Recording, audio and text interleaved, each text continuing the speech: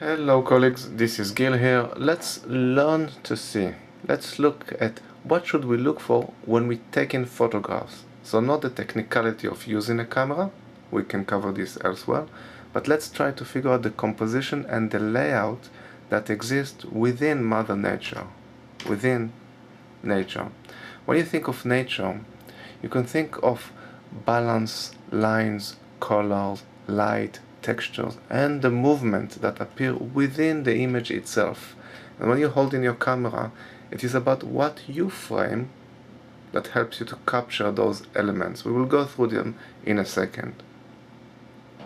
Before that, let me share with you this photograph, two photographs of the exact same room, but as you can see, they feel completely different. For me, the picture on the left here shows a bigger room. For me, when I look at these two photographs, this gives me a sense that the room is much bigger. Let's look at the differences. First, look at the composition, the layout of the chairs. So, bright color, dark, bright, dark. And your eyes naturally jump from one to the other because the color, there's difference, strong difference between them. And as your eyes jump, it flows inside, giving a sense that the space is longer compared to this photograph here on the right, where these tables are laid in the center and they kind of block your view. Just imagine you walk there and you're kind of stuck there. More than that, the photographer used flash in this photograph, and I can see it very clearly because you see the bulb of light here. This is a reflection of the flash, and you can see the reflection of the light bouncing from the flash here as well in the side of the table, which makes it as if something is stopping you, not letting you to go further. Flash in general brings more light to the image, but it floats it with light and it burns the image. It flattens the image, it kills, destroys all the textures and the little nuances, which make the image, the space, look much more flatter. It is not as deep as you can see here without a flash. So it's the same room, but it's the way that you put the camera, the methods of using flash or natural light, and the layout that makes this room, for me, much more accommodating, much more inviting, and much bigger. So now let's look at the composition and layout of Mother Nature. Let's have a sip through those concepts. First, let's consider scale. So, scale could be small, as you can see here, when you go into extreme zoom, and the scale is something very tiny, very small. But this same leaf could be the leaf on that tree. And so the photographer that was standing here could choose to zoom in or could choose to zoom out and make the space much more spacious. And I'm talking about this space that we see in the photograph. Here we have vast sky and we have this beautiful flowing river, and it feels much open. This is not better than that, it's simply different. I'm bringing you contrasting images, contrasting examples. Let's look at other examples. Space. Space could be realistic, as in here. So I know what it is. It's a courtyard, I understand it. I understand the image. Space can be conceptual. What is it? Is it upside down? What do I see here? I don't know. It's about the concept. The space could be empty. Single color, one line of a person with the boat, second line of the fog, third line of this background, or the space could be crowded, dense. And I'm looking at the space within the image here. You see the heads of the people, different colors. Your eye keep jumping, 1, 2, 3, 4, 5, jumping back to the orange flag here, up with those three and back again. Your eye is very crowded. There's a lot in the space here. Space could be made of layer, 1 layer, 2 layer, 3rd layer, 4 layer, or it can be flat, as we can see here. Of course, this is not a flat, this is a cut. Cut is 3-dimensional, but it's all rather flat compared to the layers here. Viewpoint. This is what we call high angle on the left. Standing from above and looking down. The houses look very small. Here, on the right, you look from below. So the camera person was standing here, looking up. This is low angle. You're standing at low, which makes this space, this house, this monastery look much bigger. These shrubs can look almost like a tree because you're looking from below. Also, there is a strong sense of call of light coming from the right, giving a strong shadow on this shrub. Very dark, very white. A big contrast makes it look bigger. Let's look at a few more examples. The composition here is centered. There is almost nothing in the center, part of the cloud. But look at that person. She's looking to the center. And your eyes keeps rolling here, and this little flag directs you back to the center. The dog looks to the left, but then this tree pulls you back to the center. So the composition is very central. Here the composition is distributed, because your eyes jump to the similar element here, the similar blue areas here. 1, 2, 3, and then it stops here, because here on the right it's different. You see, the windows are open, so your eyes will naturally be drawn to what is different. And if I had to put text on this image, I would put it in that area, because your eyes will jump from one to the other and then probably be intrigued by the different window, which is this one, and your eye will stop here. And so that's where you want to keep your text, if you had to add text to this image. Depth of field. This means what range appears sharp. What is the range that appears sharp? Here, only this area, this little water falling, appears sharp. Everything at the back is blurred. It's good to pull things up, to focus on things. It's a shallow focus. One element is in focus. This is, on the right, large focus. Everything is in focus, but you don't see it in details. Movement, and again, not the movement of the birds, but the movement of your eyes looking at this photograph here. So you see this triangle here, your eyes will be drawn to go like that, straight to the eyes, because of the shape of the triangle here, and also because the colors, the red strong colors of the bird's eye.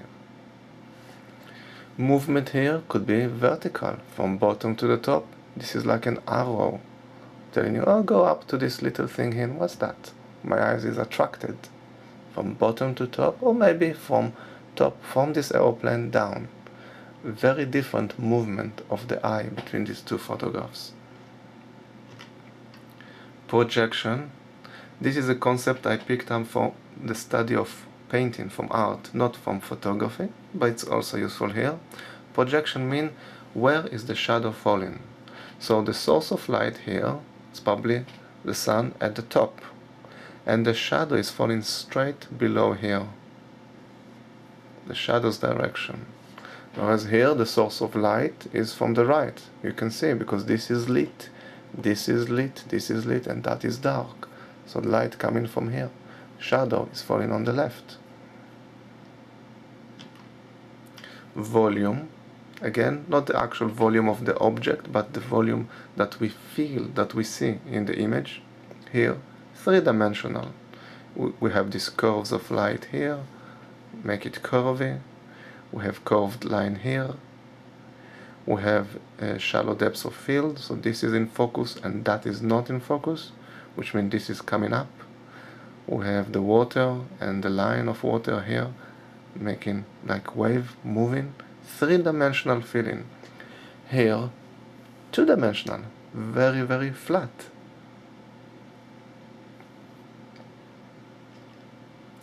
Balance. Again, balance of the photograph.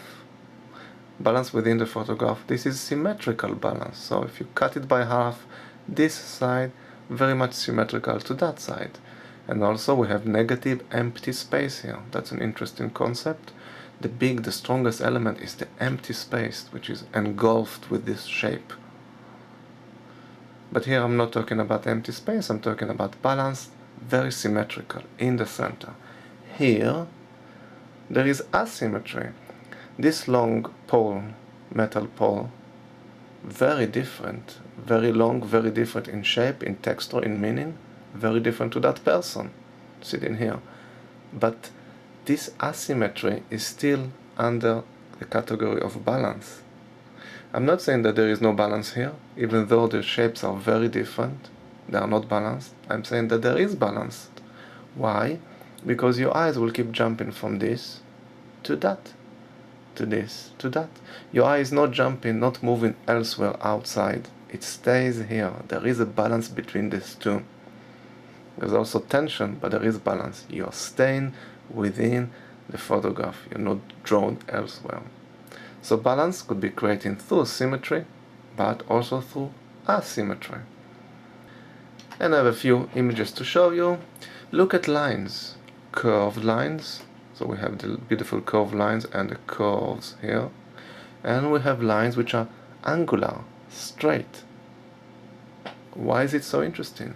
Because the materiality here, the material is concrete. This is a concrete slab. It's a very strong material, but the curves are smooth.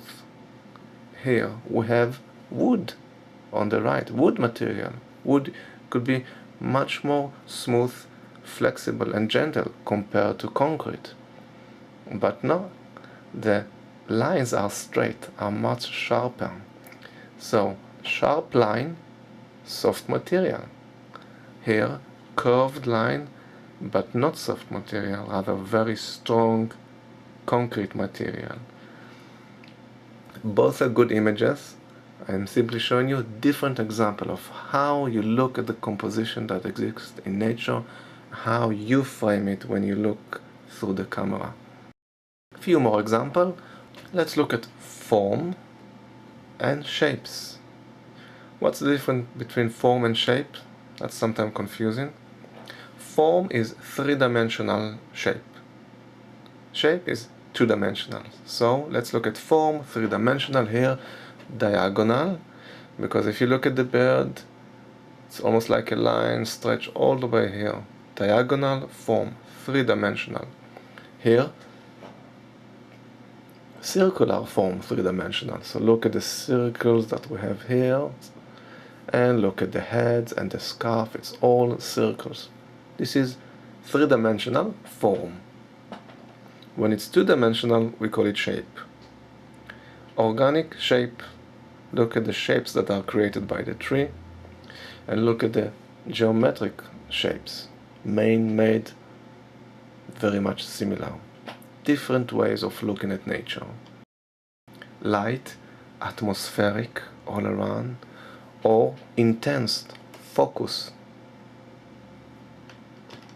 Color, natural, although I must say I did Photoshop it just slightly.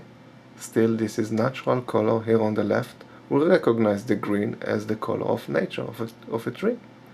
Whereas here, color is symbolic. I'm sure there's a meaning to this blue. I'm sure there's meaning to the red and the gold. There are meaning. It's symbolic color. And the last slide here, texture of materiality. Here, very soft. Look at the texture here. Very soft. Here, very grainy. If you can see grainy materials, even within the face, and even the subject is a bit more grainy, more harsh, child working. So these are examples of a few sets of concepts within photography, and now your task is to choose 3 concepts that you like.